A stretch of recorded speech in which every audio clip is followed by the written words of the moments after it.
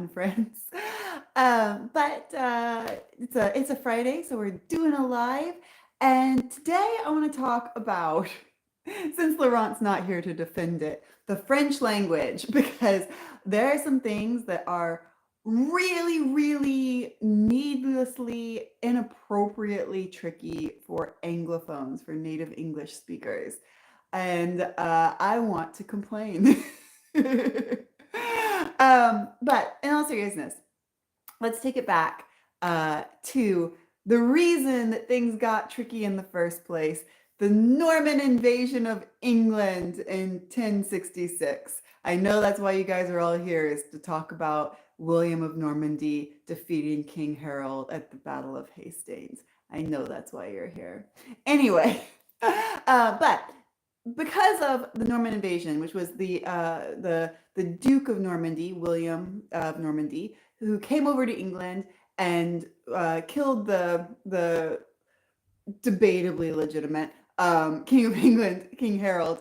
The Normans, a group of French people, ended up being the ruling class of England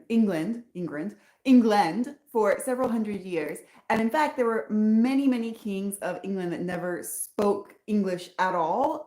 There were several generations where they just spoke French, including, interestingly, Richard the Lionheart, who you may know from the Robin Hood story, never spoke a word of English, or maybe he did at like a very basic level, but his whole life he spoke French as his main language because he was French. His grandfather, great grandfather, had come from France, so they just never needed to learn. Make like so many, I won't say many, some expats today living in France.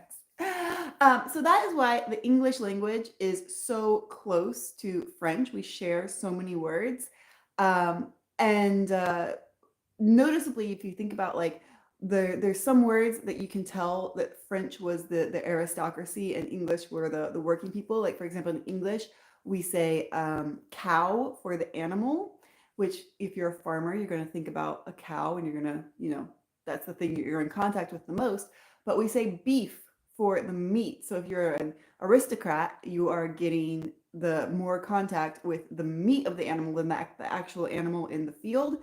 So boeuf is the French word, and that's why we say beef. So it's an interesting little linguistic study. Anyway, I'm just checking some comments. Hi, Corey. Hi, Nicolette. Hi, parents. So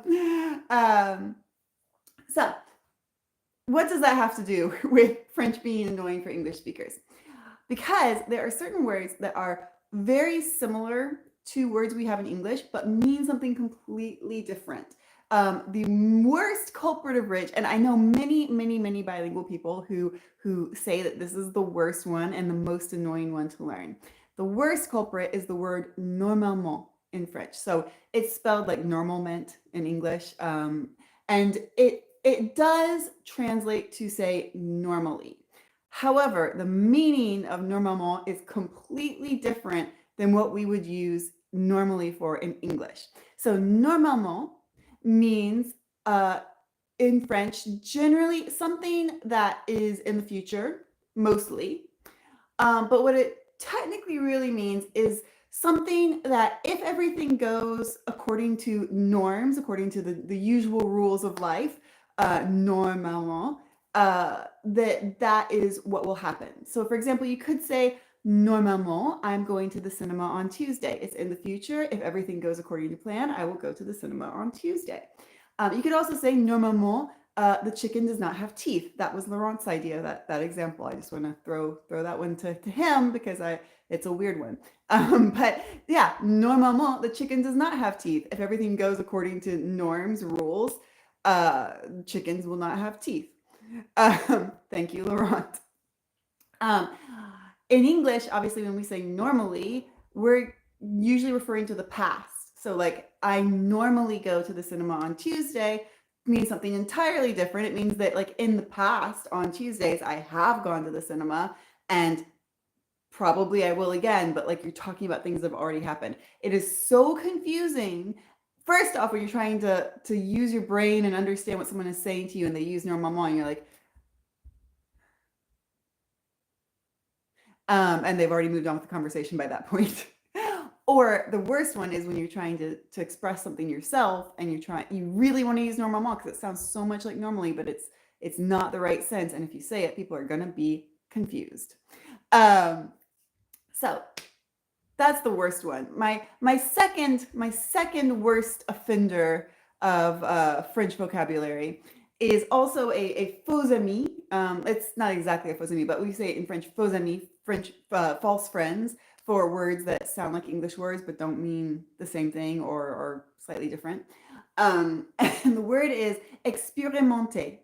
This is a word that I have to use a lot because when I'm writing for our casting emails, when I'm replying to castings and submitting myself for work as an artist, I have to say I'm expérimenté because expérimenté means experienced. So I have to say, for example, I am expérimenté in danse classique, in classical dance. I am expérimenté in circus arts. It's something that I have to use on a regular basis. It's so confusing because what your brain is telling you as an Anglophone is that you're saying, I'm experimented in. It just, it's so weird. And it's like a little bit sexual. It's kind of, ugh, I'm experimented in. Like I don't like it. I guess the way some people feel about the word moist is the way that I feel about the word experimenté. And Corey says, Cara, did you know French before moving there? Before moving to France, I had done 2 French classes that were about 6 weeks long each, and only like 1 or 2 classes a week, not like intensive. I'd done one in New York and I had done one in Macau, which actually was incredibly helpful because all of the other students in Macau were either Chinese or Macanese and did not speak English. And so our only method of communication was through French. So that is by far the best way to learn is when you, and I think the helpers will back me up on this, is when you have to, your options are speak French or don't get your point across. And you just have to sort something out, which is kind of me in German at the moment. My German's getting a little better. I'm studying German because I work in Germany like really often. Anyway, the last example I want to do of annoying French phrases is not a faux ami. It is an example of the way that French is technically correct versus the way it's spoken. So a couple of vocabulary words. In French, we can say plus, which is plus, it looks like plus, and that means more. To go before that, you can say il y a ou il n'y a. So il y a is there is, il y a. If you want to negate that and you want to say there is not, you say il n'y a. You add an in to that combo of sounds. However, French people don't really do this when they want to say that there is not any more of something. So, for example, logically, the way you would have to say there is no more, you would say il n'y a plus. No one says that. No one says that. Everyone says il y a plus, which technically translated means there is more. Why? Why does this happen? I don't know. Is it just to mess with Anglophones? I think it is. But yeah, if you hear a French person say il y a plus, they're saying, although they're technically saying there is more, what they're actually meaning is there is no more for reasons. And the way you actually say there is more is il y a plus. So the S is what makes it the other sense. It's bad. It's just a bad system, guys. Like something needs to change with that. I'm not saying that English is better. English has a lot of totally insane things. Maybe we'll do maybe Laurent and I can do a things that make Francophones crazy about English. That would be funny. We should actually do that. That's going on my list. And I've got a question here. Rob Fox, hello, says, have you ever attempted to learn any other languages besides French that you didn't manage to pick up? I did in school learn some Russian. I can understand, like, if I listen to someone speaking Russian, I can understand scattered words of Russian. It's because I was at a Russian ballet school. It's a long story.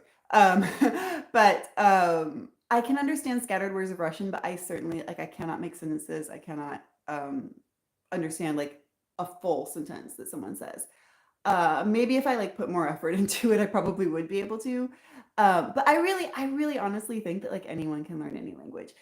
Obviously, that depends on amount of time you have to dedicate to it, and if you're starting from zero or if you already have like some basic understanding of it, and your situation in life. Because I do think it is much, much, much, much harder to learn a language when you're not living in a place where you hear it on a daily basis.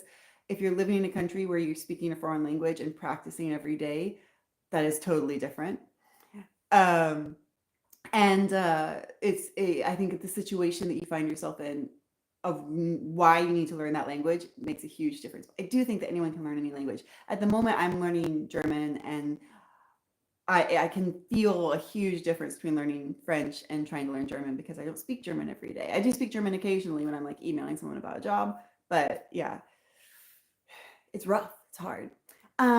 Anyway, that's been our language break. Oh, Corey says I use Duolingo. I also use Duolingo. That's what I use for German. I also need to start doing it in French because although my level of French is high enough that like most of it I kind of already know, Duolingo does force you to be perfect. And I am about to, I'm working on my citizenship in France, and I'm going to have to take a French test that involves like written French and like showing that you have a level to be a citizen. And I think that's be good practice. So I do need to get on there and get on the French. Anyway, one last thing tonight before I go, I want to just share with you guys the situation for the next couple of months with the channel. Because as we've discussed many times on the channel, December is my busiest month as an artist. It's when I have a huge amount of jobs. It's really nice, but it's also a time that I can like barely, if at all, make it to Everdeen. I tried to pre-film as many videos as possible to kind of like bridge the gap. But because I'm really trying to like make every video that we do on the channel more inclusive, more like this is an entire room getting redone instead of here's me painting one small thing. I think that makes better videos, but obviously they take longer to film. So the moral of the story is that I haven't got as much filmed as I wanted to at this point, which means what we're going to need to do is take down the number of videos that are at Everdeen over the next month or so. So basically between now and January, there's going to be an Everdeen video every other week showing me at Everdeen, doing renovations, doing all kinds of stuff. There's some really exciting things. There's been some big changes. I'm really excited about the videos that I've got filmed for you guys. But that's going to be every other week. In the in-between weeks, there's going to be a shorter video of something about life in France, or if you guys want to request something, we could do French food recipes. We could do touring some different places. I was thinking about earlier, I'd like to do one that's like my 5 favorite hidden gem towns in France and like why I love them and why they're worth visiting. So yeah, if you have an idea for some kind of video that I could do whilst not at Everdeen, let me know. But we're going to do a shorter Francophile video between each Everdeen video until January. Beginning of January, back to work, back at it on the normal schedule. Anyway, just wanted to let you guys in on that plan. And yes, please do. Oh, Corey says yes, recipes. And I mean, Laurent Leguay. Hello, another Laurent. Hi from France. Hello. What part of France are you in? But yeah, that's the plan. Yeah, share ideas if you got them. And I think that's pretty much it for tonight. Dad says, or places I visit while working. Mostly that's going to be like random venue just outside Paris, but that could be one. Maybe I'll do like a montage of various gigs. Although I will be in Bretagne, that's actually a good video. Actually, Laurent and I are going to be in Bretagne next week. So we could do a Bretagne video, which is amazing. Bretagne is one of my favorite places. Anyway, I'm going to let it go. And I will see you guys on Monday. There will be a video, an Everdeen video this Monday. And it'll be a normal length, normal video. I believe it's going to be working in the new smallest bedroom that was a former bathroom. Anyway, I will see you guys next time and have a great evening / rest of your day.